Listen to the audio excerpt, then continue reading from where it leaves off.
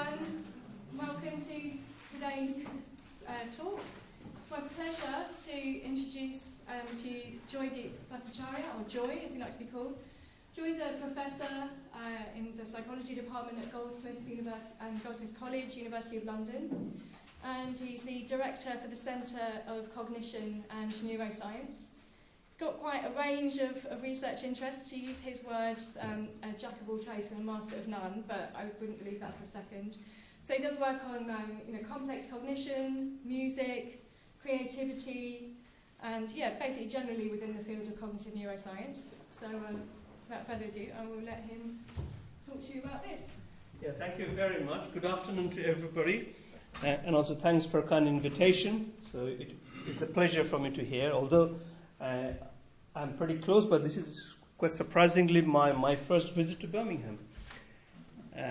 So after moving to UK almost 11, 12 years back, so it's a time to visit. I was telling one of your colleagues, time to visit the second largest city in the United Kingdom. So thanks once again for your kind invitation. So today I'll talk primarily about the creativity and some of the research that we've been doing quite recently. And so most of the stuff I try to present what's the current stuff we are doing. So many of the things, or many of the results that I'll present here are unpublished or preparation, so your feedback would be highly appreciated. Okay, so before I start talking about the topic, because with science, although here I am this kind of the face of this research in front of you, but there is a lot of people actually contributed. Without their contributions, I would not be standing here. So I like to acknowledge them. So I know usually those people put the acknowledgement at the last, but as you know, we always kind of rely on an extensive network of collaborators. So actually I started doing creativity research almost 20 years back. So now, neuroscience of creativity has picked up quite a bit, but when we started the research, there was barely a handful of papers or a handful of people were interested to study the creative brain or the neuroscience of creativity. And I started this research as a very well-known electrophysiologist, Battacharya, who is now in 90s. I was very fortunate to work with him in the 90s and to study the brain in the musicians. That was in Vienna. Also, actually here, one of my earlier grad students, although she graduated more than 12 years back, but some of the things that we did, I will present here. And then Vavin, who is now a professor at University at Houston, when I was at Caltech, so we started working together to tackle more on some of the things you would hear on creative problem solving. And then these are the people from Medical University of Vienna. Some of the fMRI results I will present. It was done in collaboration with them because I led quite a large EU-funded project, and they were one of the collaborators, so the partners. Then these are the people, they are all from Goldsmiths, whose work are here I'm going to present. But again, so most of the work done by them, so I'm just taking kind of the credit here. But usually these are the people, including one of my colleagues as well, Michael Bannissi, who is now a professor. So Caroline, who was my grad student, then my postgrad, now a lecturer at Queen Mary, so actually she contributed quite a lot of some of the findings that I will present. Nick Thompson, who was the RA in that project, now a PhD student at Reading. And Michael, I mentioned, he's already a chair now. Iona, who was also working for the project, now a PhD student at Queen Mary. And Thomas, who also working for the project, whose findings are present, who is doing PhD at Oxford. And Anna, who did some fantastic work. I will present some of the things you would hear. So she is now doing research in Germany. Okay, so that's a kind of many various people's contributions which somehow made it happen, some of the findings that I will present here. So just a brief outline. So creativity, what what are the kind of the locus of creativity, or creativity, what does it mean? I'll just very briefly mention. Then I will talk on different stages of creative problem solving, and then I will directly jump into the data there, because that's what I'm personally interested. So different types of data or evidence I will present. Some electrophysiological evidence, this EEG, some fMRI evidence. Although these are very useful, but as you know, neuroimaging evidence are often correlational. So neuroimaging is there for 20 years. After introduction of fMRI is very popular. So lots of hundreds of papers are published, but all the papers that can produce fantastic pictures there, or the brains and hotspots, but still they don't provide you a causal link there. So they provide a correlational link between a certain task and a certain brain responses. But as a scientist, as an empirical scientist, we are after providing a causal mechanism there. And that you cannot directly do by standard EEG, MEG, fMRI. So I will show you some of the latest research that we have done to establish a kind of causal relationship between a specific neural responses and certain stages or certain aspects of creative problem solving. There, using different types of brain stimulation, or also a very interesting state-of-the-art brain state dependent creative cognition. And then I'll provide you some very simple take-home messages or concluding remarks. Okay, so creativity, before I talk about what is creativity, so it's a very simplistic model one could think of there. So what are the different locus of creativity? So this model was proposed more than 50 years back by Melvin Rhodes there. So you can think about creativity or address the problem from 4 different perspectives. One is you can think of what are the qualities of a person that make someone creative. So you can address this from an individual difference perspective there. There has been lots of researches there. What personality trait make a person more creative than the other? One could also look at the aspect, what are the characteristics of a product or ideas that make that idea or product to be creative there. So then there are different ways you can measure or evaluate, and that's primarily, it's the value. If you consider if something is creative, you expect that to be quite valuable there. And then also psychologists, or primarily the social psychologists, are interested, what are the factors in the environment, they call it press, that should make a person working in that environment to be more creative.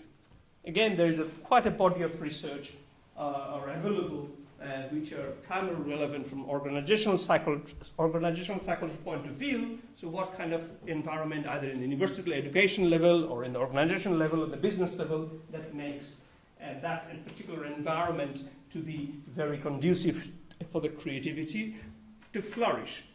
And from the process, which is very relevant from the cognitive psychology point of view. So what are the cognitive processes involved that are relevant for creative cognitions? And that you can see, this process lies somewhere between the person and the product. And that's primarily talking about what are the mental and cognitive processes that are relevant for creative cognition. Whether these are the standard mental cognition, just like any other standard we know a lot of things about, suppose, working memory, attention, and so forth, or whether those kind of creative problem solving or creativity engages cognitive processes that are very different, or they can be explained in a similar way. So this is depending on, what are your interests. You can address or aspect of creativity from individual difference perspective. If you're a social psychologist, you're interested here. If you're more of a market research-oriented people, if you're business-oriented people, then you'd be interested here. And for a cognitive psychologist, I am. So we are more interested in the process point of view. But beforehand, you can also ask what is creativity? Because we use the term very loosely, creativity, but what is it? And as you can imagine, it is a very difficult term, and it's only one word, but it has a multifaceted there. So there are various possible characteristics are required to define what is creativity. And almost 30 years back, you see here, there's a very nice book. He already by that time, he listed there are more than 100 definitions of creativity. So psychologists, they try very hard but couldn't come up with a one single definition. But nevertheless, if you kind of synthesize the different definitions of what we can call it creativity, we agree that at least it should have the three basic attributes. Something has to be novel there, if you consider from the product point of view or idea point of view. And that creativity or creative ideas or product should be something surprising. If it is expected, then you cannot consider it a creative. You might come up with a very creative ideas which might be very original, very surprising, but if it is absolutely absurd idea, then it wouldn't have much of practical implications. So that's also this third condition was added. So this idea or product should be functional there. So as long as these three basic core components are fulfilled, one could consider that this kind of product or idea can be considered a creative. So this is the working definition. And for this particular talk, or also primarily in kind of our working stance, is that this perception of creativity in an action is relative to the creator, observer, and the social context there. So this aspect of environment, aspect of individuality, individual differences, and the cognitive process, they are all interrelated. You cannot separate it in a linear fashion. And finally, the product that or idea that we consider creative, or the certain mental processes that we call it a part of a creative cognitions, this is an emergence concept, comes out of the interactions between these different factors. And here, our premise, at least for this talk or most of the research that we do in the context of creativity, our premise here that this is fundamentally a property of a process. We are less interested, at least, this talk, most of the results will show, less interested about the value there. So we are more interested about underlying or revealing the underlying cognitive or mental processes there. Because value, although it is very important there, but value is very dependent on time and culture there. So something considered not very valuable right now might be considered very, very absolutely creative or very valuable afterwards there. So there is a lot of examples, suppose in the art domain, which you often associate with creativity, that we found that some artists, they struggle possibly sell their painting, even a single in their lifetime, but now sold in hundreds of millions of pounds there. So just to show that this value, if we use it as a primary criteria to consider which is creative or not, can sometimes give you a wrong information. So here we are mainly interested in the process aspect. And process-centric view creativity is actually, we are not the first, there's a long history there. I will tell you a little bit. There's a Wallace model, almost 100-year-old. Then there's Guilford, who's a very famous president of American Psychology Associations, who almost spearheaded the research of creativity in the 1950s. Then this famous Hungarian-born psychologist, social psychologist, the Csikszentmihalyi, the flow experience, which is also the process-centric view of creativity there, and this one possibly might not come across because this is more from computational creativity point of view, computational model of what kind of computational processes are underlying some idea or product to be creative. And here, as I mentioned earlier, the process view makes the value less informative. We are not saying the value doesn't contain information, but it doesn't consider the value should be the most important. So here, in these cases, it is the attempt, but not the product that counts. So that's our premise here. And if you're interested in what are the different processes, the stages of problem solving, creative processes, and this is the fantastic book. You can still read it almost after 100 years. The Graham Wallace, who was one of the founders of London School of Economics. There's a fantastic book called The Art of Thought. So there he talked about the 5 different stages of creative cognition or creativity. So the first is, yes, you have to prepare. So you need to prepare means you have to have the background knowledge. You have to work on the problem then. And often the creative problems, if the problem requires a creative solutions, unlikely that you hit upon the solution at the first attempt. So then you possibly reach a point where you cannot make a clear progress, and then you are doing possibly something else. So you let your unconscious mind there to work on the problem. That's called incubation. You know the word incubation. When you internalize your problem, let the implicit brain or unconscious brain to work on the problem while you allocate your conscious brain to work on something else. Incubation is a stage which leads to this moment of illuminations, or often they are called this moment of aha. Suddenly, the solution is revealed all on a sudden.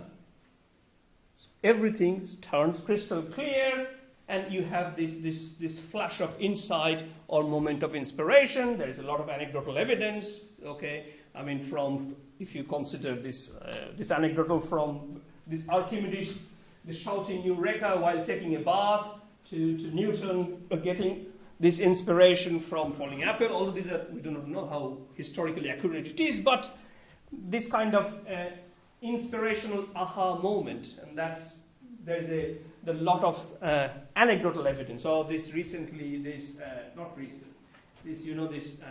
Kekule who got the Nobel Prize quite a while back, who discovered the benzene ring, then it was claimed that he saw it in the dream, and then everything was suddenly very clear, and that was his aha moment.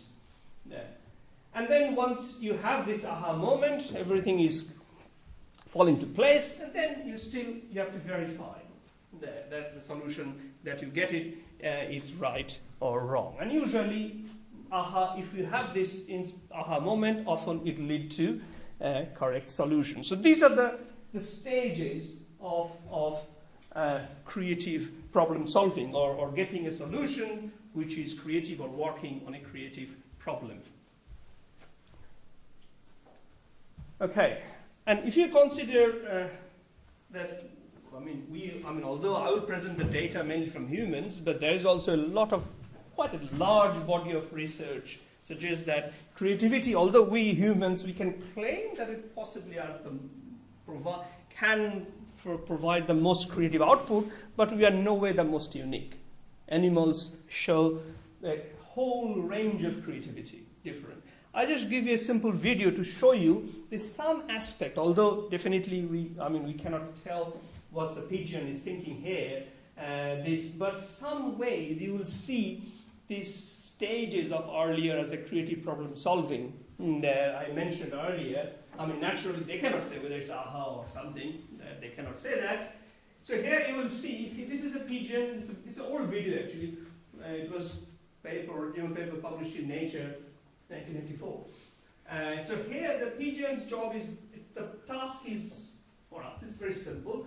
There is a reward, it is here, some fruits. But it cannot reach the fruit here. And you can see here, so this possibly the light is too strong here, the pigeon you will see, it cannot reach the fruit directly from here. There is a small wooden block here. So pigeon, in order to reach the reward, it has to push this block here, and then only it will be able to reach the reward. So in a sense, why is it important? As I mentioned, first you have to, So here, often in the popular psychology, there's one word in the creativity literature often equated. We call it thinking outside the box, possibly heard it there. Okay, there is a good reason for that. And that means you are using the same information from a different angle there. So here you will see, let me see if the video works or not. So you can see here the pigeon is trying.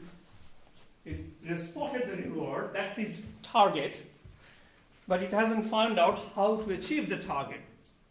And one of the classic tasks I will show you later on, which is the Guilford proposed, this divergent thinking task. So think about different alternative usage of an everyday object. And that comes with this mental construct called restructuring.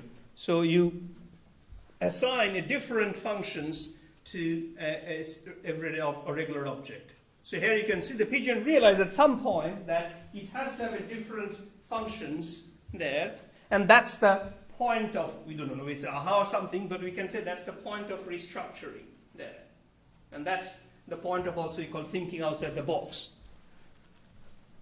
Okay, so this is a very simple demonstration in the animal, and I'll give you another puzzle. If you know this problem, fine, there. If you don't know, so let's read it.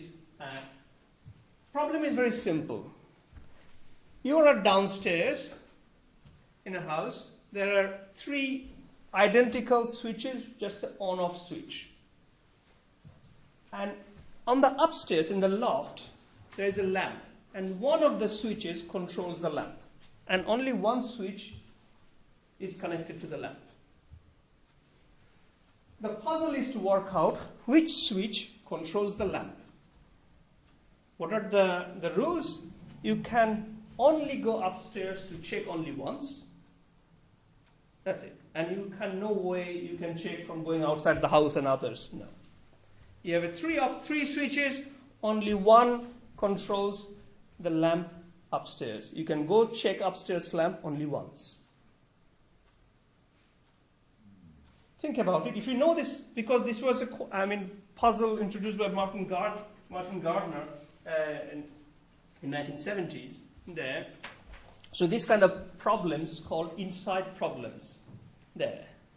So inside problems, the characteristics is, in order to solve the problem there, you have to look again from a different way. You have to restructure your thinking strategies. It is definitely more complicated than just standing on a box and getting the reward. And this shares, in order to solve the problems, it requires, as I mentioned, certain restructuring there of your representations, which are also very, very relevant in solving a problem in a creative way. So you have time. Don't worry, I'll come back to that. So again, just to remind you, 3 switches, you can do as many on and off time, doesn't matter. Only one of them controls the lamp upstairs. You can go only once upstairs. You have to find out which switch controls the lamp. Yeah, how can I find out which one of the 3 switches controls the lamp? Okay. So now now I'm coming to the nitty-gritty details, how we can study creativity, in the lab there. Because if you're interested in the creativity of the persons, you can possibly bring highly creative persons and scan their brain. That's if you're interested of these creative persons there. But as you know, from the neuroimaging point of view, it is quite a challenge, tricky things. Although we do a lot of day-to-day research in creativity, but you cannot bring someone and put it in the scanner and tell them be creative. Creativity doesn't work that way. But at the same time, we know from psychological point of view and from empirical point of view, we want to have a controlled. We like to have a good controlled designs there. Well, you can study this kind of problem, but that's also certain limitations, because this is still quite a complex problem, because a lot of things going on. You are thinking a lot of different things going on there. Although I will show you some of the data of this very complicated paradigm as well there. One paradigm which has been quite widely used in the creativity research, especially from the neuroscience point of view, because psychology, I believe most of you are kind of doing experiments. We need a lot of trials there. So we need to have some kind of paradigm by which we can repeat many times. So this is a paradigm which, as I mentioned, introduced, although nothing in the neuroimaging context, but in the creativity context, in the 1960s by Son of Mednick. Very, very simple task. So you'll be presented 3 words, cottage, Swiss, cake here, say. And your task is to find a word which will form 3 compound words. This is straightforward. There. Answer? Cheese. cheese. Very good. It's a cheese, that's right. It's a cottage cheese, Swiss cheese, cheesecake. Okay, so now let's see another one. Proof, grand, and brain. It's a little bit difficult, huh?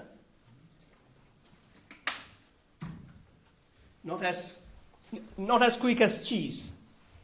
We'll come to that point. Why is it there? But here the answer is, okay, I can give you a little bit of time.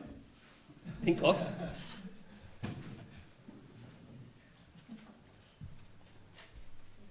Okay, I'll give you 45 seconds.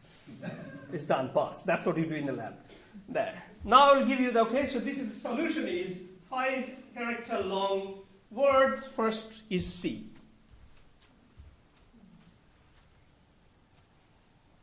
I'm giving you help. At least someone should come up. Yes? What? Child. Very good. At least I got a one data point. That answer is indeed child. There. Okay. So this is, I'll show you the results. Okay, here. Possibly the next slide. Yeah. So when we're talking about these problems or creative problems or inside problem solvings, so often it happens, although this is a very simple problems I mentioned earlier, these problems are called remote associate task, and they has been quite widely used in the creative research domain because in order to solve those kind of problems, you have to combine apparently two remote concepts, and this is also one of the characteristics of creative or generating creative ideas. If the concepts are very nearby or very closely related, then combining these two cannot be considered creative. Because if you remember, the two characteristics of creativity is novelty and surprise. If something is surprising, then it should not be a very obvious link. So it has to be somehow remotely linked. And there has been a good body of research that in order to solve those kind of problems, this simple word triad, you have to look for beyond dominant associations. And often you will see here, although the first one you solve it very quickly, the cheese. Second one, you're trying. It didn't come up very quickly there. So often it happens you are searching, but you do not make any progress there. And then you have to break up this, we call it the functional fixedness. This Gestalt psychologists call it functional Einstellungen.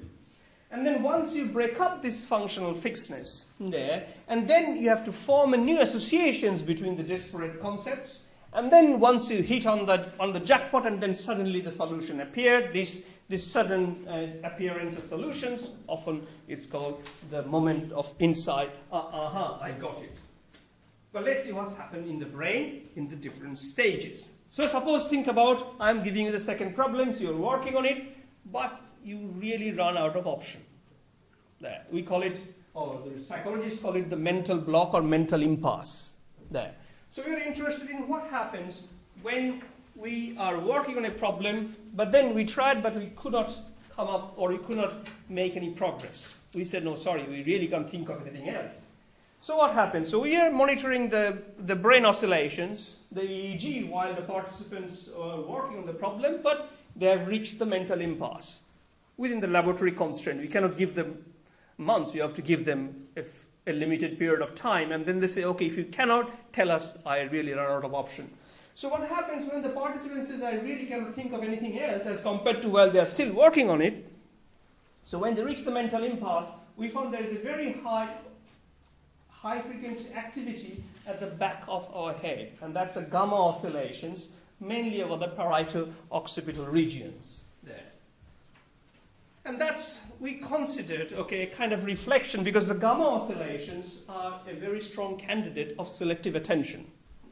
And we believe, again, here, that this paying very close attentions to a wrong representations lead to this mental rut, or this mental block.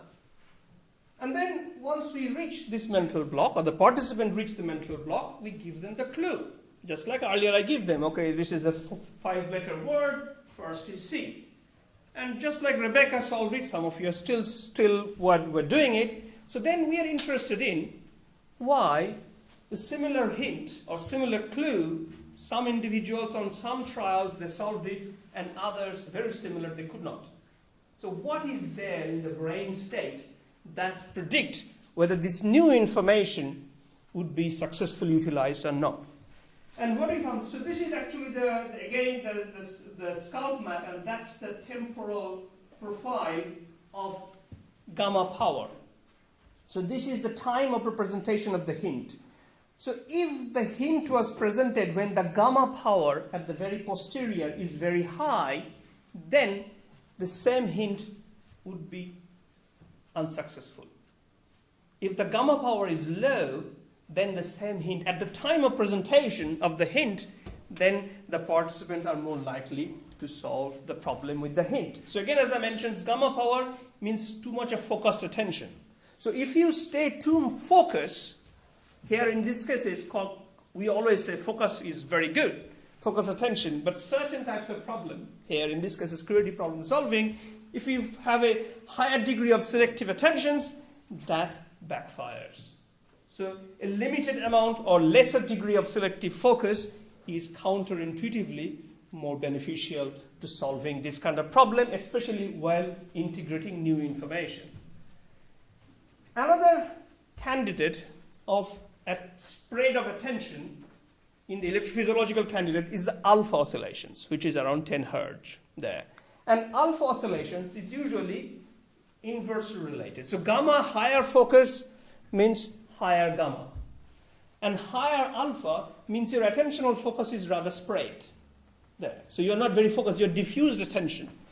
So then when you look at the alpha oscillations around 10 Hz, then what we found quite interestingly, it is the opposite to the gamma. So it is, you can see here, this is the presentation of the hint. So the new hint or new information at the time, if the alpha was high, so means the spread of attention is rather broad, more diffuse, then this new information, which is the hint, would be more likely successfully utilized or leads to the solution. So that fits very nicely. So here attentional, the spread of attention is better to be diffuse for the new incoming information to be successfully integrated. So that's why it says, keep an open mind here. So in a sense, it somehow suggests there is possibly a kind of a brain state, which we call it the receptive brain state, that determines that whether the new information would be successfully utilized or not there.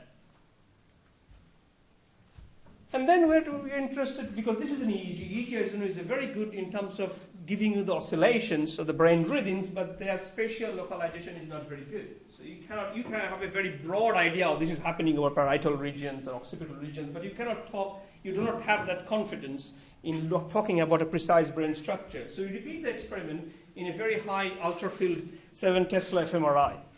And what we found that, again, doing the same contrast, we found that it is primarily the default mode network regions. So the default mode network regions, these are the brain structures primarily which are activated when our attention is focused inward. So when, suppose we are not paying attention, not doing any highly attentional task which is focused outside, then default mode network is activated there. So what we found that doing the similar kind of problems while the participants, when the new information is coming, and when this new information would be successfully lead towards the solution, this is the default mode main, primarily this one of the hub, that's a medial prefrontal cortex, that stands out to be very strongly activated there. And if that was activated at the time of the hint, then that trial participants are more likely to solve. So this is, we say, it's a default mode network is very likely acting as a receptive brain network. And then you can ask, okay, so what happens just when we got the solution, or the participants got the solution, and we have this aha moment there. So if you look into this again, going back to the EEG data, then this is the moment when the participants say, oh, I got it, there. And then we can contrast for those solutions when they think they are getting the solution gradually. And we see, interestingly, when we contrast these two, so when there is a solution popped up all on a sudden without any conscious forewarning, so there is again, interestingly, very strong gamma response. And that's primarily also in the right hemispheres, more in the posterior regions, more the parietal as well as temporal regions there. So that's, and that's interestingly found almost 1.5 seconds before the conscious report of the aha moment. And if you look into the, again, fMRI data, quite surprisingly here we found that only contrast between those trials which are associated with a high aha, that they got it the solution all on a sudden, compared to when the participants know they are gradually going towards the solutions, we found there's some subcortical structures are coming out very strongly activated for the insightful solutions. And interestingly, there's a hippocampus, thalamus, and substantia nigra there. These three subcortical structures are crucially engaged for those trials, or those trials which were associated with high aha insight. And if you look into the individual activities here, so you can see there is almost a nucleus accumbens, which is very strongly connected with the ventral tegmental area as well as substantia nigra. So these are the regions, nucleus accumbens and the VTA there. So these are the key regions of reward circuitry, or we call it dopaminergic system there. So these are, whenever we experience strong reward, and humans are driven by the reward there. So these are the regions, nucleus accumbens, VTA, and substantia nigra there. These are the regions which are the key components of reward network. And we found that these same reward dopaminergic regions, these are the driven by the dopamine. So whenever they activate, they release the dopamine. So the same brain regions there, which is in the subcorticals, they are strongly activated for those trials when the participants solved it with insight. And not only that, what we also found that not only these brain regions are activated, but there is also a higher communications between them. So more information I'm flowing from, so this is actually the connectivity diagram. So we are looking at how much information is transferred from one brain region to another brain region. So this is the connectivity diagram, functional connectivity. So that's, you can show here, if there is a strong, this particular solution comes or associated with a strong aha, so that's, then there is a strong connectivity or strong information flow from ventrotegmental to nucleus accumbens there. And similarly, very importantly also here, you also see there is a strong connection, so the strong information flow from ventrotegmental to hippocampus. Now hippocampus, you can see, this is the region, so you know it's a strong implicated with the memory. And now whenever, if a solutions that you solved a problem with a strong, insightful moment, this solution has a higher saliency to be transferred into a long-term memory. If you are getting a solution which is obtained without insight, then it doesn't have that much of salience for the transfer to the long-term memory. And that makes perfectly sense. So that's why you get a stronger projections from the reward area to the hippocampus for those insightful solutions. So very briefly here, we found that these insight-related mechanisms, which are often considered one of the core component of creative cognitions, occur within a neural network comprising temporal regions. No wonder, because it's a language task. But also importantly, there is an involvement, crucial involvement of subcortical regions, the reward dopaminergic systems. That has not been shown earlier in such a clear fashion. And also, this possibly suggests, although these are, we didn't do any kind of dopamine blocking study, but this suggests that because of this large involvement of the dopaminergic regions, very likely that whenever we experience this aha moment, it's very likely that they're linked to a sudden release of neurotransmitter dopamine. But in order to have a conclusive evidence, you need to kind of inject some radioactive dopamine ligand. And also we found that there is possibly a brain state that determines that whether this new information that brain is receiving would be successfully integrated or not. So that's some still correlational evidence, as I mentioned, neuroimaging. But then we are interested about providing causal link. there between specific neural responses. I show you the importance of the temporal alpha. So alpha oscillations of the right temporal regions, we found that's quite a predictor of the receptive brain state or future insight. But still a correlational. How can we really provide a causal link? So we did that first study here applying this technique is there for a long time, but now it has been popular. This non-invasive electrical brain stimulation, applying small current, but at the same target frequency here. So that's called transcranial alternating current stimulation, TACS. So here we have three conditions here. So this is, we are applying a current, very small amount of current, 1 milliamp, at the alpha frequency, either at the temporal regions, the right temporal, another condition with the left temporal, and the sham means we are not applying any current there. And here the idea is whenever the brain is stimulated at a frequency, the brain, by resonating mechanism, generating the same frequency.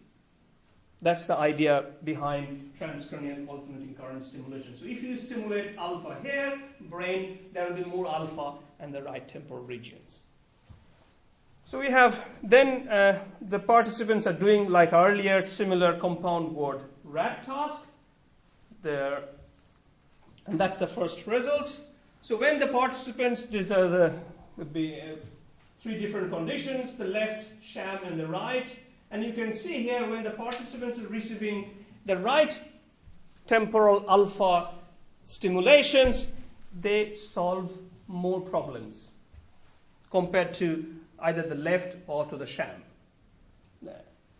So that's immediate, tells us it's very likely that although there is no EEG data here, but based on the assumptions that stimulating by alpha current at the alpha frequency very likely also induce alpha oscillations at the similar brain regions, and that possibly lead to that better performance.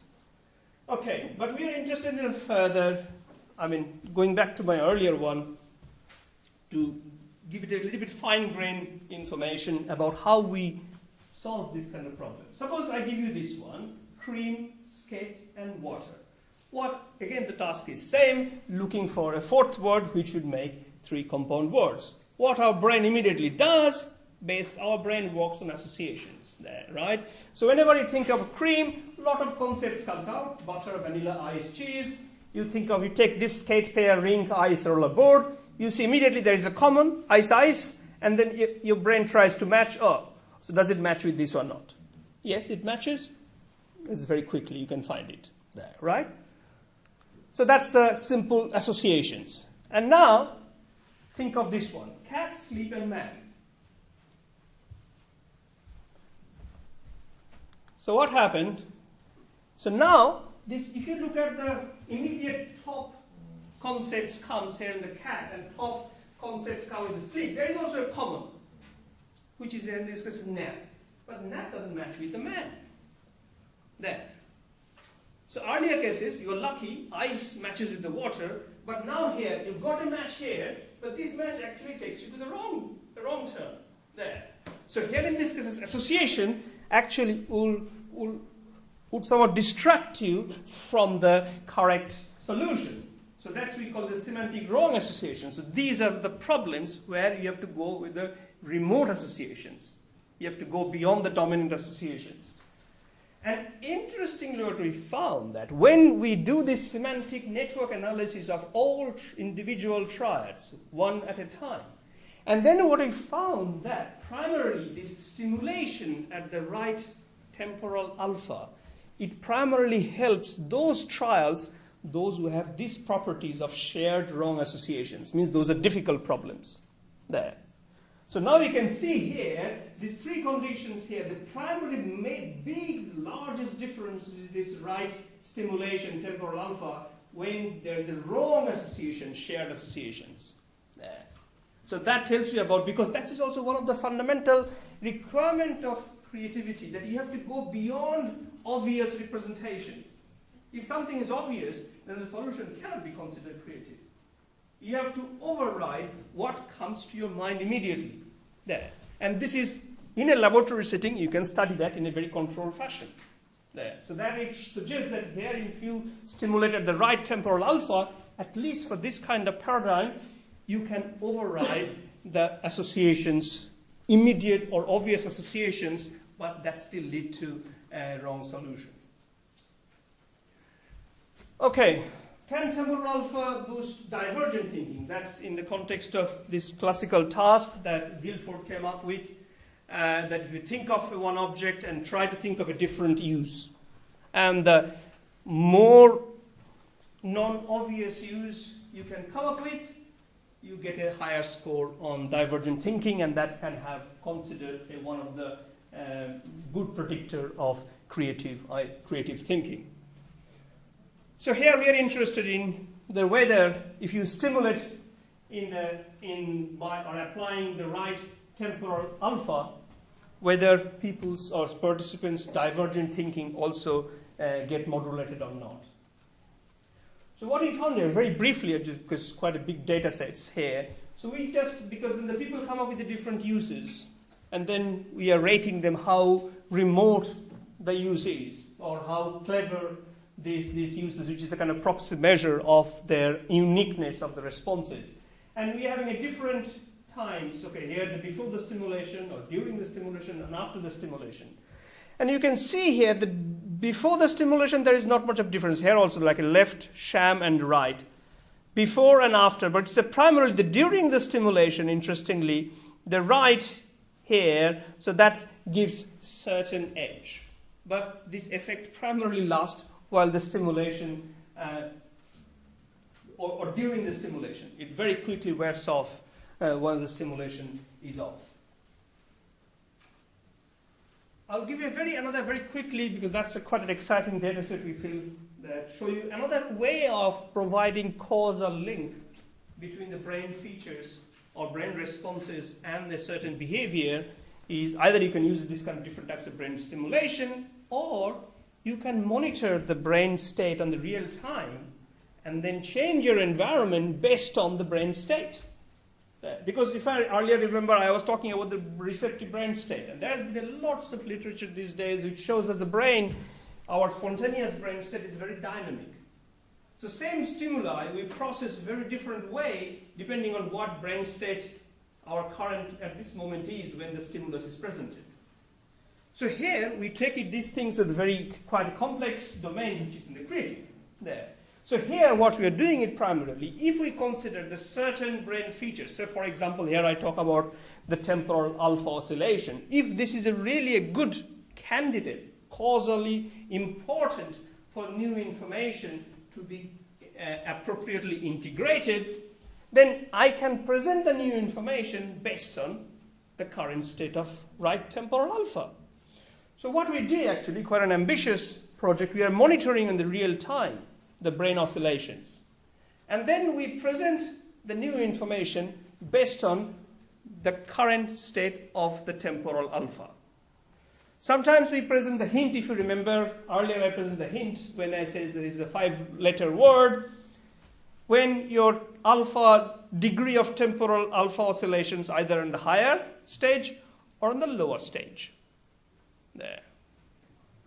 So I am controlling when I will present the new information based on what brain state you are currently in. Then what is, so this is the alpha down condition. So alpha down means, so you can see this is the time frequency plot here. You can see, because this is the frequency, just to give you, this is the alpha is here around. So if you see a blue patch, means alpha down at this moment. And this is the time of presentation of the hint. So we see here, the moment alpha goes down below a threshold, we present the information, new information. Or in this case, here you can see suddenly a kind of red patch. So when the alpha is above a certain threshold, we present the hint. And if alpha is really a causally link with the integration of information, then naturally at these conditions, at this time, the people or participants are more likely to solve the problem there. So what we find here, so alpha up is indeed we found this associated with the more correct responses than with alpha down.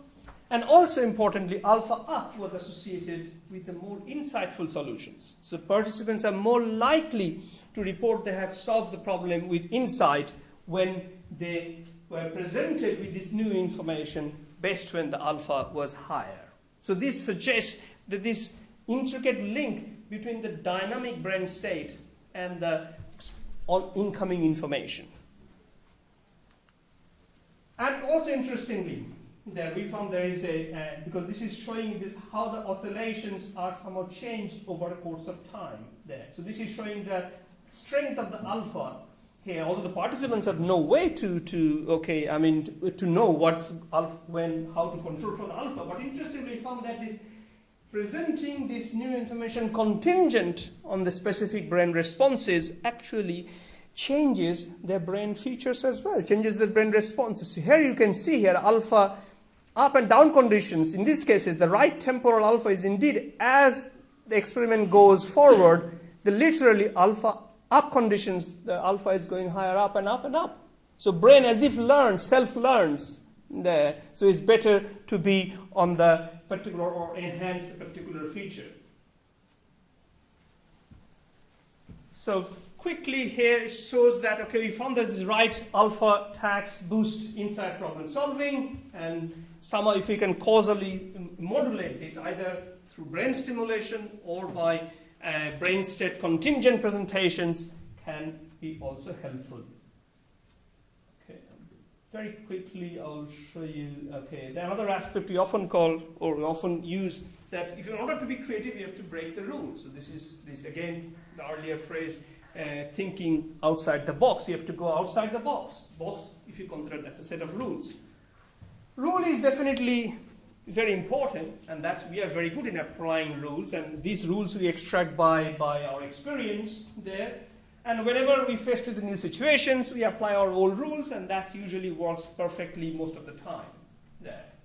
And often these rules applications usually leads to a very efficient, reliable, and most of the time we do it automatically. And that's, we know there's the left dorsolateral prefrontal cortex, sometimes misnomer of also use the CU of the brain. They are the rule kind of applier. So it automatically applies the rules that we have learned. So this dorsal part of the left prefrontal cortex.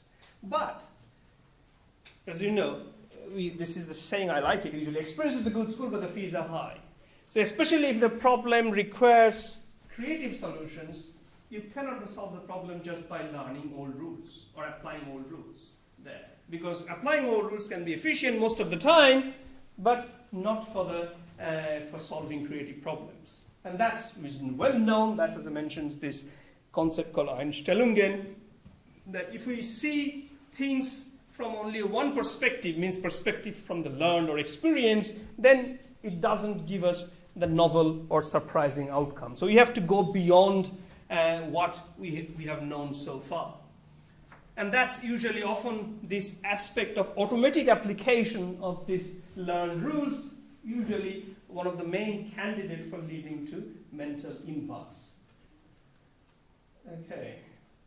And the important point is that, especially to solving this kind of problems, is we have to relax these earlier constraints. Just give you how we can study that in the lab. Suppose this is a problem, very simple. You have to move only one stick. This is suppose matchsticks to think about, matchstick problem they call it. So this is one matchstick, that's another matchstick. This is naturally, if you call the Roman numerals, you're familiar with it, 4 equals 3 plus 3, it's wrong. There. You can have to move only one stick to make it correct. Okay, it's usually not that difficult. So you can consider this one, and you put it here. So 6, 3 plus 3. Okay, so that's straightforward. Okay, now do it this one. 3 equals 3 plus 3.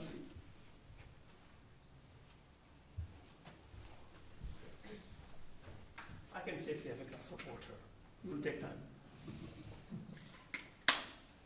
Because here, as I mentioned, your all dorsolateral prefrontal cortex is thinking using the similar principles just like earlier. Because here, this is a tricky one. Because here, you have to work on a tautology. Because earlier thinking, changing all the numerators, and that would not take you anywhere. There. So you can only do it primarily here, working on the operator there, and operator also becomes a tautology. Because this is things usually we don't come across that frequently. That doesn't come obviously. And that's often you also use as a kind of good measure of how we relax our earlier constraints or earlier learned rules. And we are interested in here, can we somehow, because usually these are the problems, we find it difficult there. Because as I mentioned already earlier, because this is the one you have to relax your earlier learn constraints. Now we are interested in, can we do something so that the participants get better? If dorsolateral prefrontal cortex is important for application of rule, can we somehow suppress it?